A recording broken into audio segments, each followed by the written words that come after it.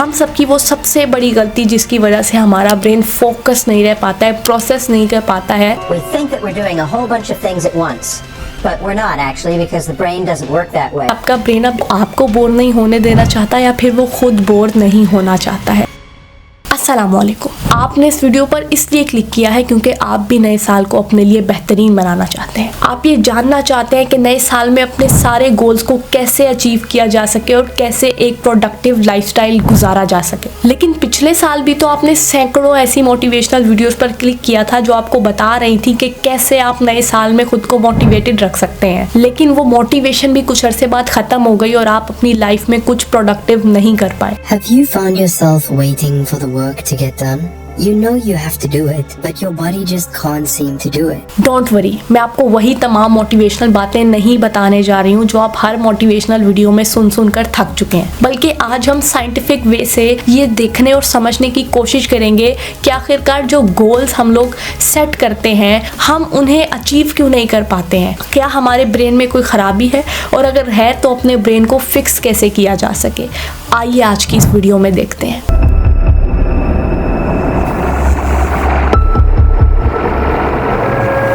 Why aren't we motivated to do the things that would significantly advance us further in our lives? सबसे पहले हमें ये समझने की ज़रूरत है कि आखिरकार हमारा ब्रेन एक चीज़ पर फोकस क्यों नहीं कर पाता है।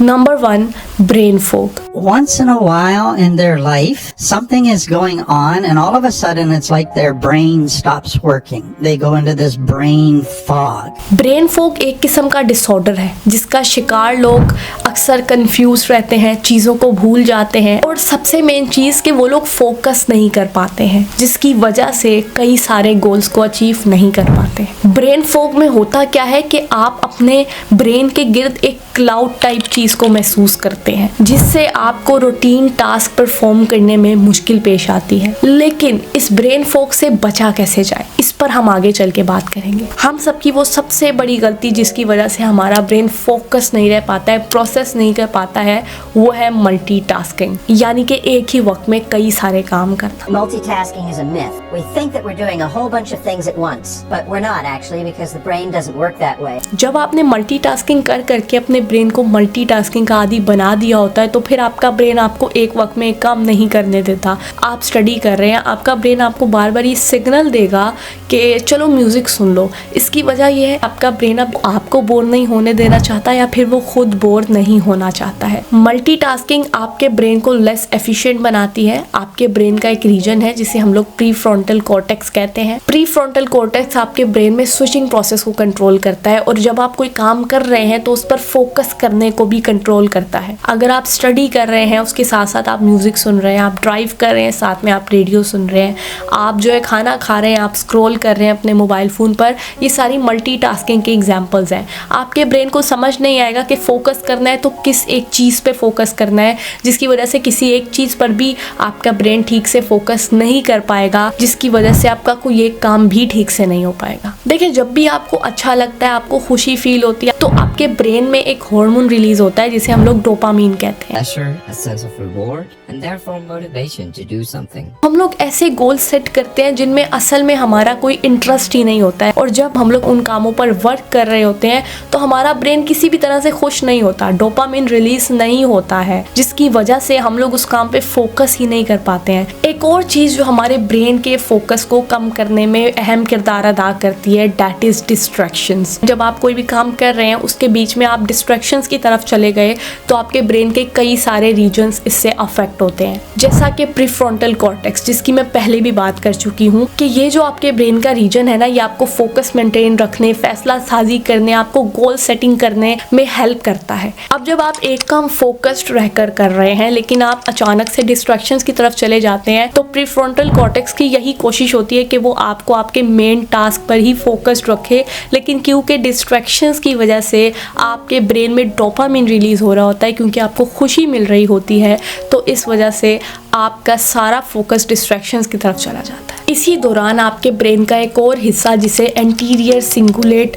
कॉर्टेक्स कहा जाता है, वो डिस्ट्रैक्शन और मेन वर्क के बीच में एक कॉन्फ्लिक्ट डिटेक्ट करता है, लेकिन उसको इफेक्टिवली रिजॉल्व करने में नाकाम हो जाता है, और जिसकी वजह से डिस्ट्रैक्शंस एक दफ़ा में पूरा फोकस ग्रैब कर लेती हैं। आप खुद ही सोचें, आप अपने मोबाइल पे स्क्रॉल कर रहे होते हैं, एक ऐसा कंटेंट कंज्यूम कर रहे होते हैं जो फ्यूचर में और अभी आपको कोई इफेक्ट नहीं देने वाला है, वो बस आपको एक शॉर्ट टर्म हैप्पीनेस दे रहा है, तो आपने अपने ब्रेन को उस पर फोकस्ड रखा होता है, जिसकी वजह से वो किसी और चीज़ पे फोकस नहीं कर पाता है, क्योंकि अब आपका ब्रेन उन डिस्ट्रैक्शंस का आदी हो चुका होता है। बहुत से लोग ये सवाल भी करते हैं कि डिस्ट्रैक्शंस के बाद मेन टास्क की तरफ आना आखिरकार मुश्किल क्यों होता है। आपके ब्रेन को दोबारा आपके मेन वर्क पर फोकस करने के लिए खुद को रीस्टार्ट करना पड़ता है, जो कि बिल्कुल इमीडिएटली नहीं होता है। आपके ब्रेन में एक मेमोरी होती है जिसे हम लोग वर्किंग मेमोरी कहते हैं। आप जो भी काम कर रहे होते हैं उसका सारा डेटा उस वर्किंग मेमोरी में स्टोर हो रहा होता है। जब आप डिस्ट्रैक्शंस के बाद अपने असल काम की तरफ आते हैं तो आप भूल चुके होते हैं कि आप असल में कहाँ पर थे। इसकी वजह यह है कि आपके ब्रेन की वर्किंग मेमोरी डिस्ट्रैक्शंस की वजह से अफेक्ट होती है, और इसे रीस्टोर करना आपके ब्रेन के लिए इतना आसान नहीं है।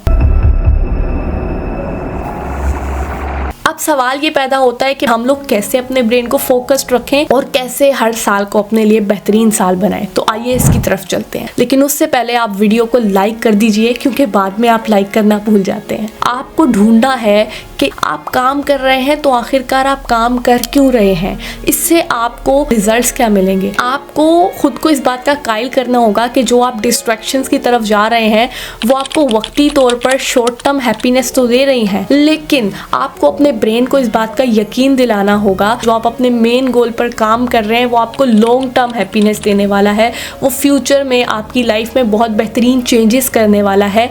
और जब आपने खुद को और अपने ब्रेन को इस बात का यकीन दिला दिया तो फिर आप अपने मेन टास्क के ऊपर फोकस्ड रहेंगे। ब्रेन फॉग, जिसका मैं पहले जिक्र कर चुकी हूँ, अब ज़रूरी है कि इससे बचा जाए। इसमें जो सबसे मेन चीज़ है ना वो है स्लीप, 7 to 9 आवर्स स्लीप, क्योंकि हर चीज़ की तरह आपके ब्रेन को भी रेस्ट चाहिए होता है। आपको अपने स्ट्रेस लेवल और एंजाइटी को मैनेज करना होगा। उसके लिए आप डीप ब्रीथिंग कर सकते हैं, आप मेडिटेशन कर सकते हैं, इसके अलावा आप एक्सरसाइज से भी मदद दे सकते हैं। उसके बाद है खुराक, जो कि आपके ब्रेन की प्रॉपर फंक्शनिंग में बहुत ज़्यादा अहम किरदार अदा करती है। और याद रखिएगा, जो एंड पे मैं तरीका बताने जा रही हूँ ना वो तो आपको बहुत ही ज़्यादा हेल्प करने वाला है, लेकिन अभी हम बात कर रहे थे न्यूट्रिशन की, तो आप कोशिश करें ज़्यादा से ज़्यादा ग्रीन वेजिटेबल्स खाएं, हेल्दी फैट्स कंज्यूम करें, मुनासिब मिकदार में पानी पिएं। इसके बाद एक मेन पॉइंट है जो कि हमारी सबसे बड़ी गलती भी है, जिसकी वजह से हमारा ब्रेन प्रॉपरली फंक्शन नहीं कर पाता है। अगर हमारे पास एक टास्क है